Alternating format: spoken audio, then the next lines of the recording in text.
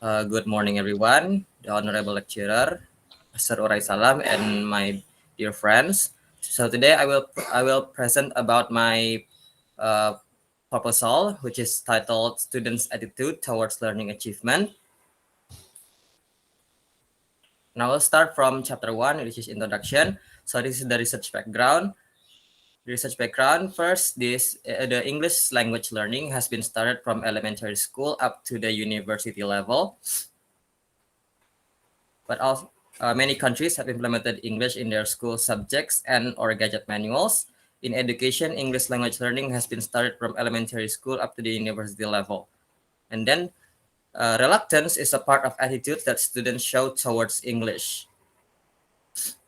They can and may find English in things they encounter daily, such as games, books, instruction manuals, public places, and transport, and so on.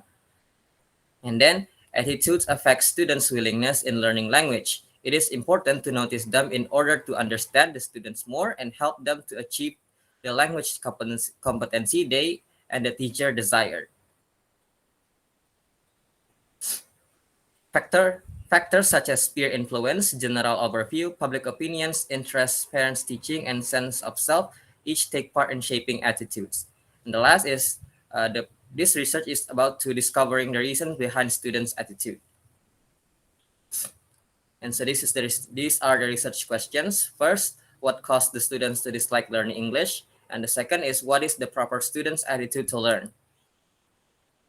These are the research purposes. First is to find out the reason behind of students' dislike of English, and then to know what or which kind of attitude that is best for learning. The next 1.4 is research significance.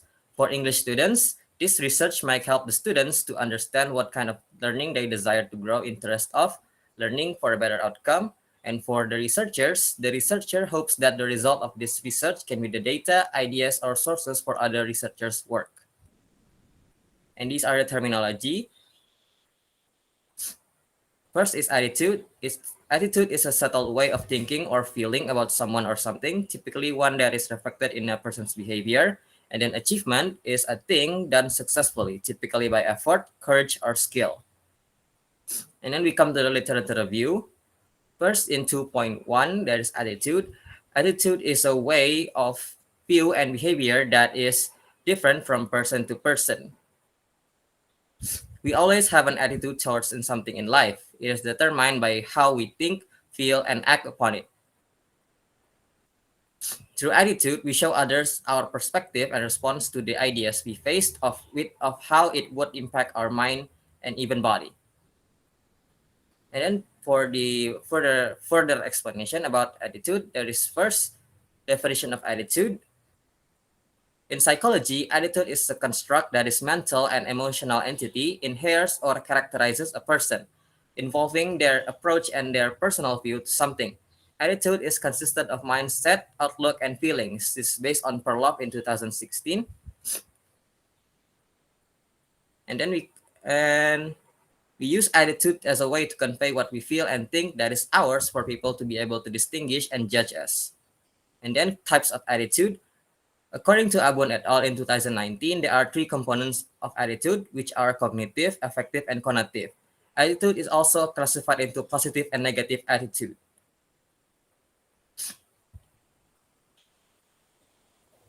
Excuse me, Sheva. Yes?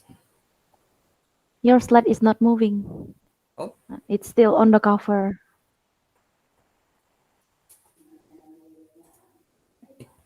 sorry.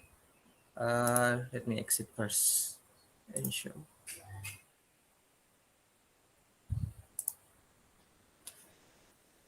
Can you see the introduction part now? Okay. Yes. Thank you, Sheva. Okay. I think I will keep this format for visibility. All right, I will restart the show. This is the introduction, research background, research questions, research purposes, research significance, terminology, and literature review of attitude. And then this is the next, the importance of attitude. Attitude is important because it will set us to be ready to face the ideas and object presented. It influences our ability to move through the world to achieve success or desired competence. In learning, attitude influences us on what we would prioritize regarding our personal and professional goals. And then there is and then there is the role of attitude in learning. According to Mensa et al. In 2013, they state that attitude can be formed. Oh, sorry. Oh yeah. When we are learning something, in order to receive the knowledge, we must develop an attitude in which way we accept that the path to gain it is not as easy as we might think. Without attitude developed, we cannot absorb or even use the knowledge optimally because we do not know how to perceive it. And then there's the third part, 2.3, controlling attitude. Controlling attitude means how we keep attitude to not lean against positive or negative side excessively. Prior exposure and introduction to a concept or ideas might have shaped a person's attitude in a way that is not suitable or desirable, especially when it comes to learning something formally. And then 2.3.1, measuring one's attitude. We may measure one's attitude using two types of scales, either like Likert scales, where there are 5 response categories ranging from 2 extreme positions, or using semantic differential questions, which contains a set of opposites. This is based on Joel in 2007. And then 2.3.2, reshaping attitude for a better learning outcome. Attitude that may found within students during teaching and learning process is commonly towards the negative side, where they show dislike and disinterest to learn because they think it's hard or has no use for them. Right, that is for the literature review. And these are the methodology, and we move to the methodology. So for the methodology, first is the research design. This research use descriptive approach. Descriptive research is a research method describing the characteristics of the population of phenomenon study. This methodology focuses on more on the what of the research subject than the why of the research subject. And then there's the research participant. The research participant for this research are the students of Class A of SMP Negeri Santa Pontianak. The participants will be chosen randomly from 3 different classes, which are F class and G class. The number taken will be ranging from 6 to 8 students to prevent this research from intervening the teaching and learning activity. And then there is the technique of data collection. First is observation. Observation will give the teacher a true exposure of participants' behavior compared to what they are saying. And the researcher will use the observation method uh, to see how the participants will do in their natural situation. And then there is interview. Interview to gather data directly from the students regarding their thoughts and opinions. And according to Zulietri et al. In 2019, the information collected from interview can be studied deeper with different interpretation in regard to the occurring phenomenon or situation. And then is tools of data collection. There are 2 tools of data collection. First is observation procedure. Covert observation will prevent pretense done by students if they know they are being observed. So the researcher will come to the class unannounced and observe them from a distance that will not be spotted by students. And then there are research guidelines. The researcher provides the questions for the interview with a semi-structured question list to acquire the original perception. The questions listed are separated into 2 categories, which will ask and enable them to elaborate on their opinion or view of English and the result of their study so far, in terms of skill development and achievement. And then data analysis. First, analyzing the result of the observation. Analysis that moves for the data analysis, the researcher will use analysis that moves from specific to general, where the general would represent a concrete and objective finding that is logically and empirically backed by the analysis. This is suggested by Appleton in 2008. And then for the analyzing the result of the interview, the researcher will use three steps suggested from the same person, which is Appleton in 2008. And with the first being reducing data to locate and examine phenomena of interest, then reorganizing, classifying, and categorizing data, interpreting and writing up findings. And then there is data triangulation. For data triangulation, the result from the interview analysis will become the primary data. Meanwhile, the result of the observation will become the secondary data to support the primary one. And the last is concluding the findings. The conclusion is written after the researcher collects the data. And here are the appendices. These are the questions that will be asked during the interview to the students. This is the first part, and here are the second part. And the second part is learning more towards their opinion on how they uh, have been exposed to English or being taught to English. And there's all for the presentation today. Thank you for your attention. If you have questions, you may ask. Yeah, thank you very much. Yeah. Now we come to the question and answer session. First, I'd like to invite Iin to start the discussion. All right, thank you for the honorable lecture and classmate. So I would like to ask about the research question point number one. Is it clear, Shefa? Yes, yes, I can hear you. It's clear. So my question: how the researcher know that students dislike English learning, and what are the criteria for students who can be said dislike English? So that's all from me. All right, thank you, Ian, for the question. I will answer it directly. So, how would we know that students dislike English learning, and what are the criteria for students who can say to be dislike English? So, for the first part, how we know that the students dislike the English learning is when this is based on my experience. This is backed up by my experience. So when I teach English to them in class, when I try to bring their attention up, they did not seem to be interested in some of the materials I brought to them. They are reluctant when they are reluctant to be engaged in the materials, and seemingly did not listen to what I said or what I explained in class. And for the criteria, I think it can be said that when I try to ask them about the material that just been explained, none of them seem to want to answer the questions, or they got distracted by other things, or simply talk to their other friends when we are supposed to be in a discussion.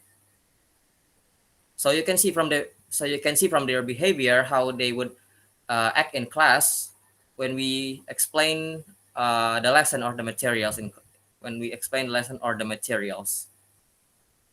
Is that clear, Ian? Does that answer your question? Yes, that is clear, Shefa. Thank you, Shefa. Okay, you're welcome. Okay, next, Muhammad Akil, silakan. All right. First, I would like to ask, am I audible? Can you hear Yes, my voice? Okay, right. yes, I can hear you. First, I would like to give you suggestions in your title. I think it's still I think it's too broad a scope. Maybe you can make it more specific, like you write in your title, is students' attitude towards learning achievements. What kind of learning thing and what kind of achievement? And maybe you can make it more specific, just like a student's attitude towards learning English achievement. I mean, you maybe you need to include English in here in your title. And uh, the second is I still find apostrophes in your abstract.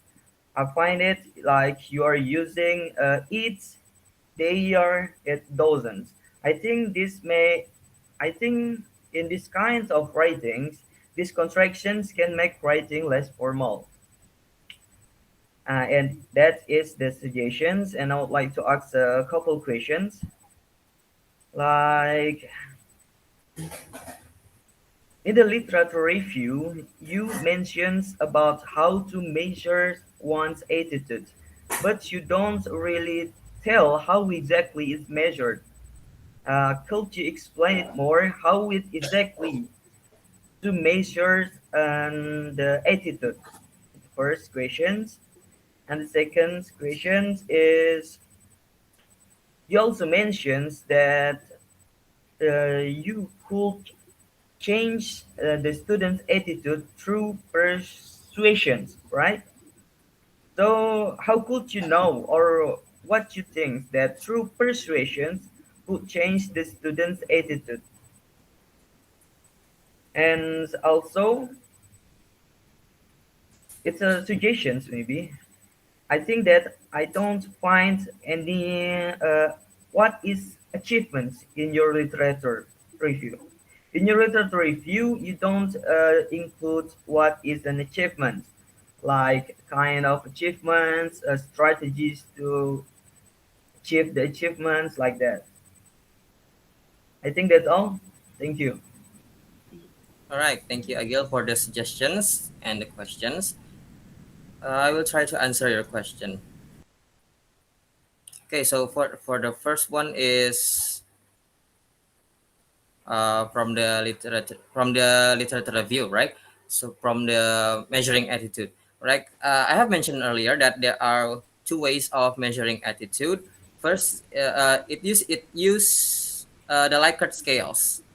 The Likert scales or either semantic differential questions. For the Likert scales, they are using five responses categories ranging between two extreme positions. Now, the two extreme positions here means that one is extremely agree and the other one is extremely disagree. I did include the details for the five responses. And then for the semantic differential questions is a set of opposites, like the opposites of several adjectives like good or bad, like or dislike, or other adjectives that displays of uh,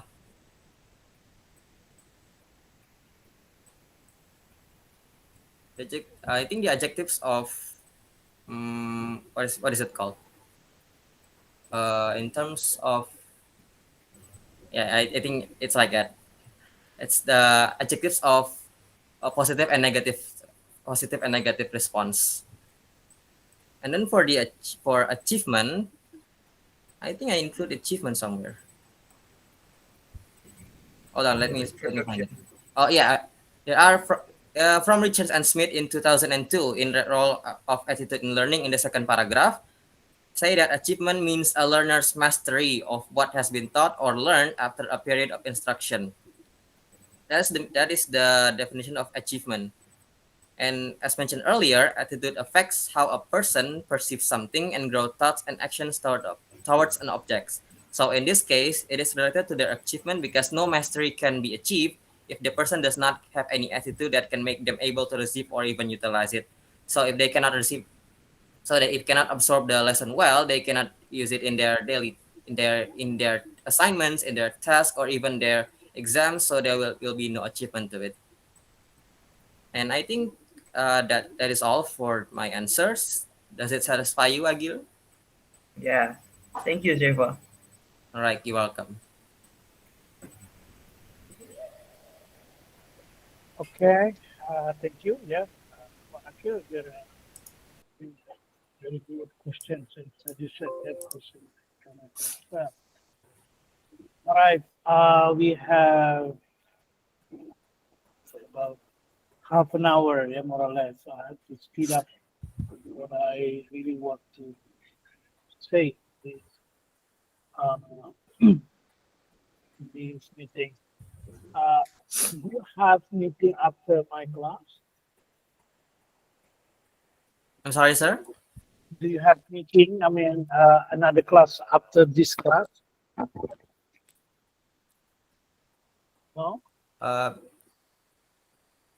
I think because I forgot. if if is usually, yeah, usually I spend almost 1 hour for one student, give the thorough and comprehensive feedback. But now we have only more or less half an hour, so maybe in the perhaps maybe like or we have to speed up.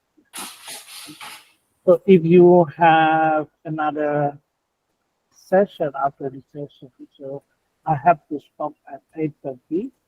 But if you don't have, I might be a bit late. Yeah, stop the session until we finish. It depends on how you respond to my my questions. Okay. To start with, yeah, actually, I don't really understand your topic because usually attitude towards something, not towards learning achievement. And I agree with what your friend said. The learning achievement should be clear here. Yeah, but even though it is clear, but still, uh, student attitude towards learning achievement is not appropriately. It is not appropriate in this case. But I really want to know your the very basic plan, yeah, or your original idea. What you really want to do for your research. Okay, so my original idea is that I want to uh, find why students seem to dislike English when I teach them back in MBKM IM program, because no matter because after so many repetition on the materials, after I explain them multiple times, they seem not to get it. So I think, what's wrong with them? What's wrong with English, so that they don't So want to learn. in that case, if that's what you mean, I'm sorry. So the title should be the student attitude toward English lesson. So what is their attitude toward the subject of English that they teach? Is that what you mean? Yes, sir. Okay. Now, if it is the case, the topic is very common and also very old. Uh, I could say that that's a topic is traditional topic. Why I can say traditional topic because that's already obsolete topic. Yeah. Today, yeah, it is something unacceptable. Yeah, to still to questions why English. Jadi hari ini itu hampir tidak bisa, walaupun banyak ya, I believe that many students don't like English. Tetapi itu uh, harusnya tidak terjadi karena English become so global hari ini kan tidak ada lagi istilah native speaker itu sudah jarang dipakai karena bahasa Inggris itu ownership dari bahasa Inggris itu sudah internasional. Sekarang yang lebih terkenal atau lebih keren itu adalah English as international language. Jadi disebut dengan AIL. Waktu saya kuliah S3 saja tahun 2004 sampai 2008 itu lagi ngetren gitu judul tentang English as international language. Ya, Sarwana, do you want to say something?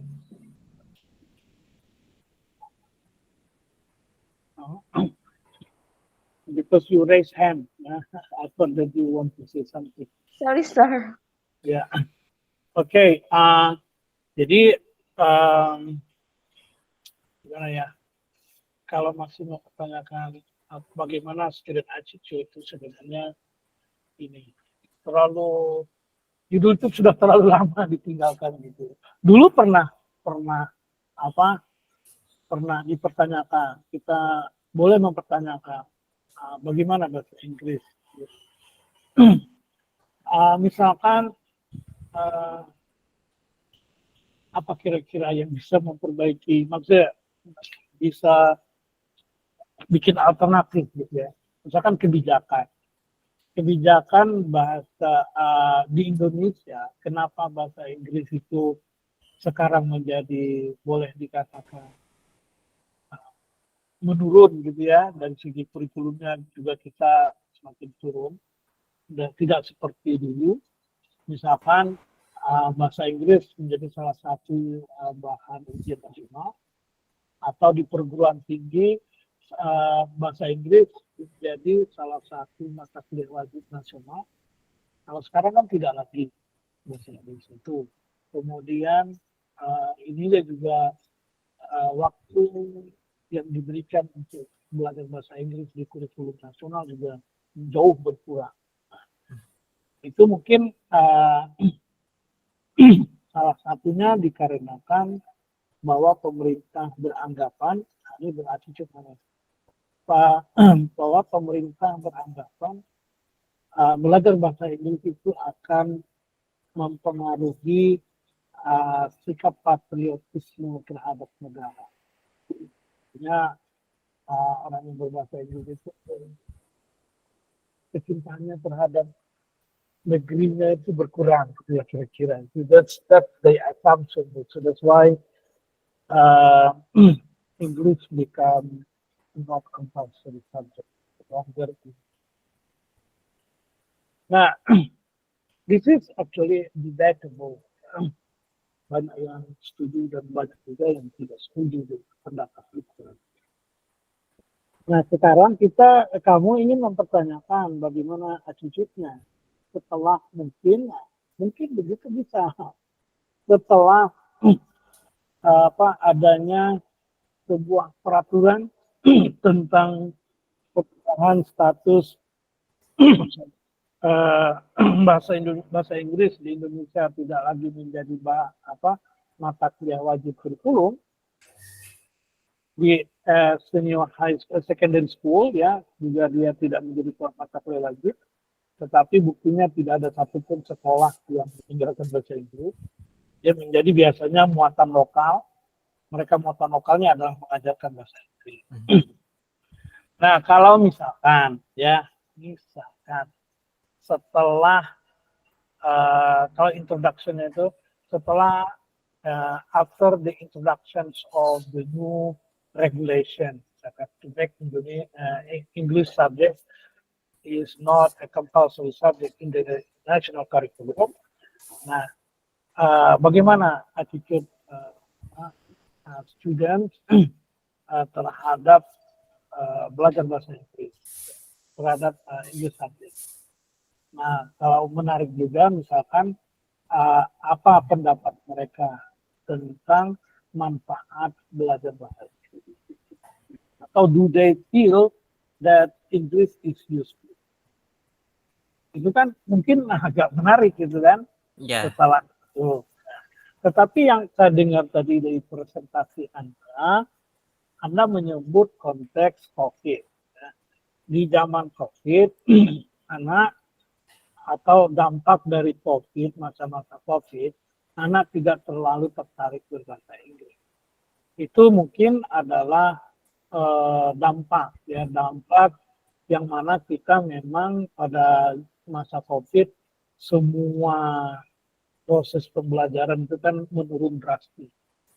Jadi salah satu dampaknya adalah mungkin banyaknya banyak siswa yang tidak terlalu bukan hanya bahasa Inggris, saya kira banyak subjek-subjek yang lainnya mereka tidak terlalu pay attention, tidak kelihatan interest mereka. Nah, itu bisa juga kalau Anda ingin membawa arah ke situ, eh, bisa dikatakan setelah pandemi COVID. So after pandemic COVID, how is the student attitude toward English subject? Nah, kalau begitu masih bisa lah, gitu ya. Jadi kita meneliti karena konteks tertentu. Cuman kalau yang tawaran kedua itu yang saya sebutkan tadi, itu tidak terlalu menakar. So, kan kalau kecuali kalau kamu punya argumen nanti dalam apa di skripsi kamu ada argumen, ya mungkin bisa. Tapi kalau yang pertama tadi, nah itu mungkin sebenarnya bagus. Ya. Karena dia apakah karena COVID atau tidak COVID itu kita tidak melihat itu. Kita lebih melihat kebijakan pemerintah Indonesia yang mengubah status bahasa Inggris dari dari mata pelajaran wajib jadi mata pelajaran pilihan, baik itu di secondary maupun tertiary education. Nah itu, I think that's interesting ya, to be investigated. Nah kalau itu, what do you think? I want to hear from you first before I continue. So about the alternative titles, Yep. I think the first one, the status of English, is more interesting because after certain changes in the law and the regulation, English is not as compulsory as before, especially when I was still in high school or even elementary school. Well, where English is kind of pushed to us. Okay, yes. So if you choose that one, so there will be some kind of switch, yeah, of your attention and your writing. I think. So the first one, you start from perhaps the correlation between learning language and uh, and the patriotism. Jadi ada introduction sedikit tentang itu, hubungan antara belajar bahasa asing dan patriotisme seseorang. There are few articles and also books that talks about that language introduction will also introduce something like love to the culture. Yeah, when for example, when we learn English, so we without our conciseness, we also adopt some values of English that happen in our life. Very good example, I think, in the case of our department in FT. Karena kita dosen bahasa Inggris, di prodi bahasa Inggris itu agak sedikit berbeda, bukan sedikit, sangat berbeda dari prodi-prodi lain, dosennya, dari segi dosennya. Jadi kalau kita mungkin karena belajar bahasa Inggris, rata-rata bahasa Inggris itu kan direct language, ya. Mereka sebut dengan effective language. Jadi rata-rata kita kalau ada kritik dan saran kepada fakultas kita lah orang pertama yang mengatakan. Kalau orang lain itu tidak ada yang berani, walaupun mereka setuju dengan apa yang kita, tapi mereka tidak pernah ngomong. Kita selalu jadi orang yang mengungkapkan, karena itu menurut saya dampak dari para belajar bahasa Inggris. Nah, kalau Inggris kan lebih, kalau orang Indonesia rata-rata muter dulu. Misalkan kalau kita lapar, tidak biasa orang Indonesia langsung mengatakan saya lapar. Bahkan ditawarin makan pun dia bilang, oh thank you, gitu kan, padahal dia lapar. Nah itu salah satu culture Indonesia yang tidak bisa di mana-mana seperti itu. Nah, kalau it's very different from English culture. If they if they're hungry, so they say I'm hungry. So if someone offer you food, so they say okay, thank you. Gitu kan. Dan begitu juga kalau dia tidak suka, dia langsung bilang oh sorry, I don't like this food. Ya. Kalau kita pasti tidak bisa mengatakan itu. Yeah. Nah, itu kan ada pengaruh kan. Nah, maksud saya di dalam your introduction somehow you argue that learning language will bring new culture and also it will shape you with that culture. So that's perhaps that our government worry about, yeah, when the young generation, so or the whole young generation in Indonesia are introduced with English and with so long years, yeah, from elementary, from secondary, junior high school, senior high school, and still in the university, they have to take English. They believe, yeah, that this process of education, English education, will somehow influence, yeah, their patriotism. So that's the background of your research. You have to find that one. And therefore, in your literature review, somehow you have to talk about the connection between language and culture and also language and nationalism. Maka dari itu ya, kemudian di dunia ini banyak sekali hampir semua negara menerapkan yang disebut dengan language policy. Jadi kebijakan tentang bahkan aturan tentang bahasa. Nah, you can also, I think, start from that one too.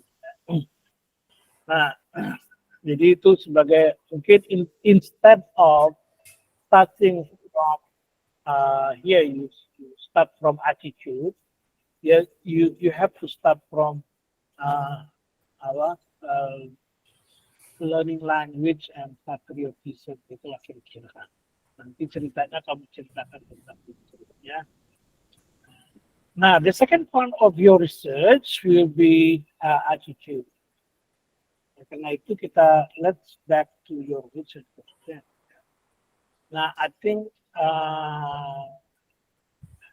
ini your research question that stated here, I don't think that you have to change this question. The first one is the the student attitude toward English after bla bla bla gitu ya, after itu tadi itu regulasi tentang bahasa Inggris di Indonesia. So the students' attitude toward English after bla bla bla. Nah, itu actually your main was that your main questions. The second question, I don't know, was apa tadi yang saya tadi saya ada ide. The second questions for your research can be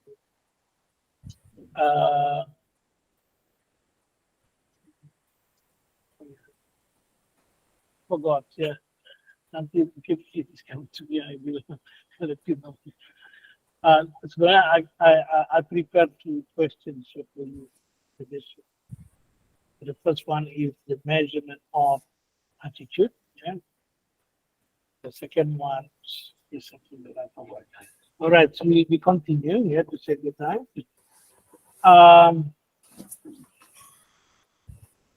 Now, attitudes, yeah, as one of your friends asked, you need to talk about how to measure attitude.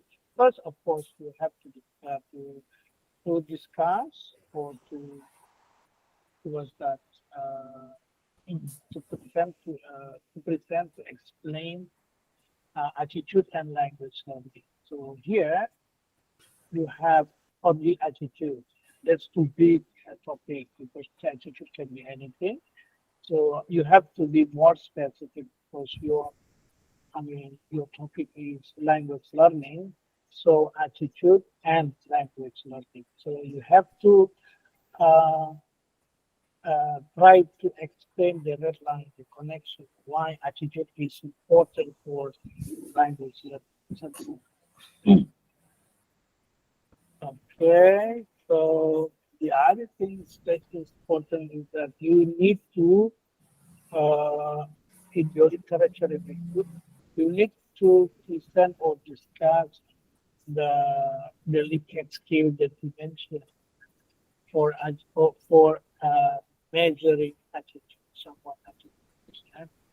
Jadi di sini harus ada to measure attitude in language learning. There are so many articles about that. Yeah, it is not difficult to find. You can just search in Google Scholar, for example. You just put the keywords attitude in language learning and survey atau survey of attitude in language learning. So you must find, yeah, you must be able to find the examples of questionnaire that people already use and develop. Yeah. So please try to find a few articles with different versions of attitude survey, and then you might combine few of them. Yeah. Do not try to construct your own self. What I suggest is that you took from some and then you adopt or adapt, yeah. So modify things, I mean, the attitudes, survey according to your specific reasons of your research. Now, this is the way, I mean, the few questionnaire that you could find from the Google Scholar, you need to discuss it in your literature review. And then in your methodology, you once again to confirm that you are taking or using certain version of survey, yeah, that already developed by others. This is two things, yeah, that you need to cover in your literature review. Now, in methodology, I don't think that your research is qualitative, yeah, but you said here descriptive qualitative. Uh, Maybe you don't need to put qualitative words if you use only a questionnaire.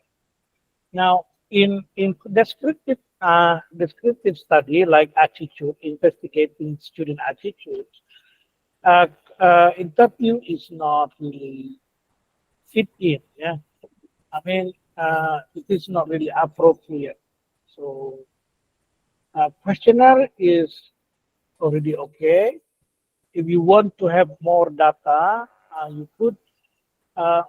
could use open-ended questionnaire. Yeah, you ask the students. Yeah, for example, the reason. Uh, what Oh ya, ini tadi yang saran saya. Jadi manfaat, misalkan manfaat apa yang Anda akan peroleh jika belajar bahasa Inggris? Atau kalau nggak perlu pakai jika, karena kalau jika itu baru baru kira-kira gitu, atau baru baru harapan atau cita-cita. Sedangkan kita tidak meneliti cita-cita mereka. Mungkin manfaat aja, manfaat bahasa Inggris, uh, apa manfaat belajar bahasa Inggris bagi Anda. Yeah, we want to know how strong they believe in learning English for their future. Yeah, we want to know that by looking at perhaps the what's that, the by looking at the reasons, yeah, or the belief that they have.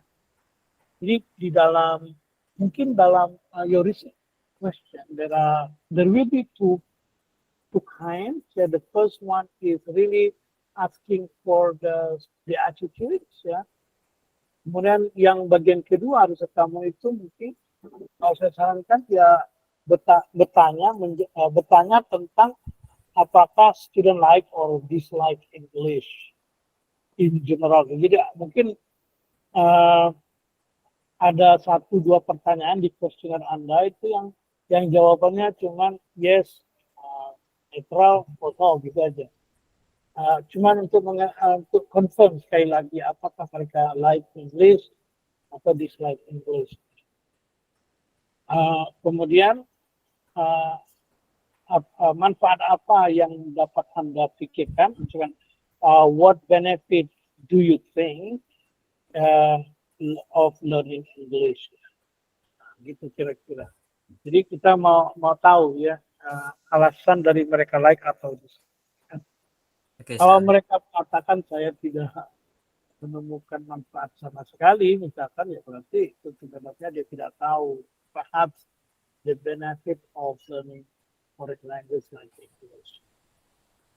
Jadi kalau itu masalahnya interview itu sebenarnya tidak terlalu ya karena interview itu kan deep investigation.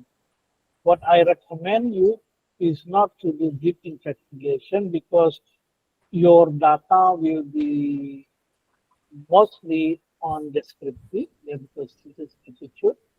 So what I recommend is that you need a shallow but a wide spectrum. Yeah, shallow meaning that do not really investigate, yeah, in detail, and wide spectrum means that you ask many students. Yeah.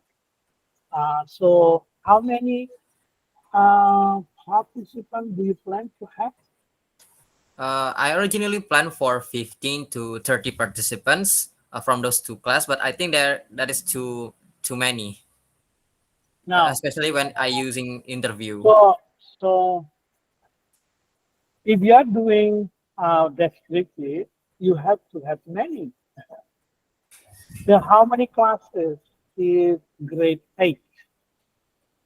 They are ranging to G, sir, to G, so 7 class. Second class. So what I recommend is that you take all classes. Jadi Anda benar-benar deskriptif gitu. Kalau seandainya kalau di sini saya baca cuma 6 sampai 8 student, ini bukan deskriptif. Ya. Ini adalah case study. Jadi tidak bisa namanya deskriptif kualitatif itu mungkin tidak cocok dengan hidup ini. Kalau kita bicara attitude, ya mengukur attitude itu jauh lebih bagus dengan murni deskriptif.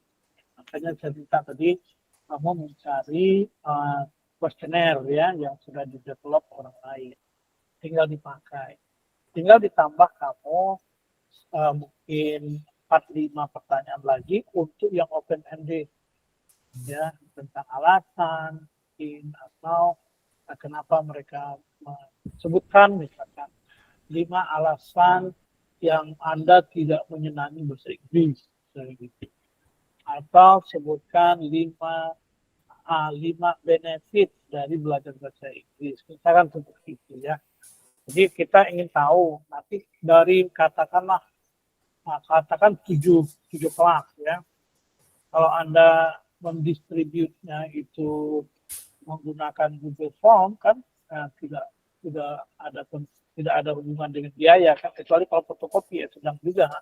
Tetapi kalau untuk research it's very good if you take the whole class, the whole classes. Ya. Nah, kita juga tidak berharap 100% siswa menjawab. Jadi target kita misalkan ya katakanlah 60%, 70% gitu yang menjawab itu aja sudah bagus. Jadi sekitar berapa itu? Kalau satu kelas ada nggak 20 orang, 30 orang? Ada 30 orang? 30. Ya, antara 30 sampai 33 orang per kelas. Ya 30 lah, anggap 30 dikali 7 kelas itu kan 210. 10. Kalau 60% dari itu kan kita masih dapat 100-an. Nah, 100-an itu good. Good ini. Enggak kan karena waktu, kata dan sebagainya. Yang jelas kita sebut 7 kelas dalam proposal. Tetapi terlaksana ternyata hanya 5 kelas, ya, karena beberapa alasan tidak bisa. Atau 7 kelasnya itu sudah ini terpenuhi gitu. Tetapi ternyata yang isi hanya 60% dari total keseluruhan. Itu juga sudah bagus. Nah, setelah dapat itulah, itu baru kita sampling. Tuh. Dan bahasa samplingnya adalah mereka yang mengembalikan. Jadi sampel dari, misalkan riset population, kalau kita risetnya adalah deskriptif, maka kita harus bicara tentang population and sample. Nah, you bisa berbicara bahwa your population is total sampling. Your population are sekian, ya, kan 210 siswa, semuanya grade 8, grade 8. Nah, sampelnya itu adalah tidak perlu pakai ini random sampling, cluster sampling dan sebagainya, tidak perlu. Pokoknya samplingnya adalah mereka yang mengembalikan atau mereka yang mengisi survei. Nah, itu ada salah satu jenis metode sampling seperti itu, terutama untuk yang deskriptif. Nah, kalau kamu dengan rencana awal seperti ini agak sulit ya diterima karena deskriptif tidak bisa 6 sampai 8. Kalau untuk case tadi boleh. Nah, kalau untuk case tadi berarti kan you switch to many, ya, nanti kan mindsetnya harus case tadi. Itu kalau case tadi yang paling susah itu adalah cari case-nya apa. Nah, jadi saya sarankan begitu. Jadi Anda murni deskriptif saja, deskriptif tadi boleh disebut dengan deskriptif kualitatif karena kamu juga akan membuat open-ended question, ya. Tetapi tetap deskriptifnya. The main was the data that you are gathering will be attitude survey. Tambah open-ended. Okay, sir. Yeah. So that's data analysis. That's riset method, ya. Kemudian riset partisipan diganti dengan population in sample. Itu tadi saran saya seperti itu. Kemudian teknik and tools of data collection. Teknik and tools of data collection. Kalau tekniknya menggunakan interview, questionnaire, ya. Nanti toolsnya juga questionnaire. Jadi di questionnaire kamu silakan menjelaskan tentang questionnaire apa yang mau dipakai. Toolsnya itu adalah hasil dari pemikiran kamu dari berbagai questionnaire yang sudah kamu lihat. Jadi di bagian teknik of data collection, Anda berbicara tentang questionnaire. Jadi kenapa questionnaire dan questionnaire apa yang mau diambil, ya, yang mau digunakan. Nah, dari beberapa questionnaire.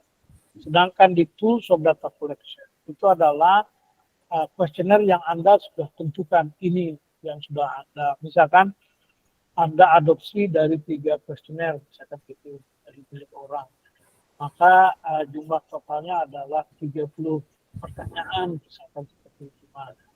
Nah, 30 pertanyaan itu penjelasannya sudah tools of data collection. Jadi Anda berbicara tentang questionnaire. Jadi yang sudah ditentukan dari berbagai questionnaire itu saya memutuskan misalkan ada 25 pertanyaan dengan Likert scale dan 5 pertanyaan dengan open-ended questionnaire. Saya akan seperti itu. Jadi Anda bisa di menjelaskannya di tools of database. Nah, data analisis oleh karena itu juga akan ada dua jenis analisis. Analisis yang pertama itu adalah analisis deskriptif. Nah, kalau deskriptif berarti yang akan Anda tulis itu harusnya adalah tentang mean score saja, mean score standard deviation. Itu aja sudah cukup saya kira. Nah, kan ada juga qualitative analysis because you will have open-ended questionnaire. Kan pasti akan menemukan data-data kualitatif. Sekian banyak kalau kamu dapat 50% saja dari yang mengisi. Katakanlah yang mengisi akhirnya 150 orang. Dari 150 orang kamu menemukan 75 orang itu mengisi open-ended, itu saja sudah bagus. Dan kamu sudah akan banyak sekali data yang bisa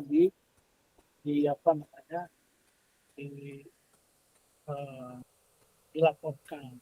So, akan dianalisis itu. Nah, saya kira itu tidak perlu lagi data triangulation karena you are not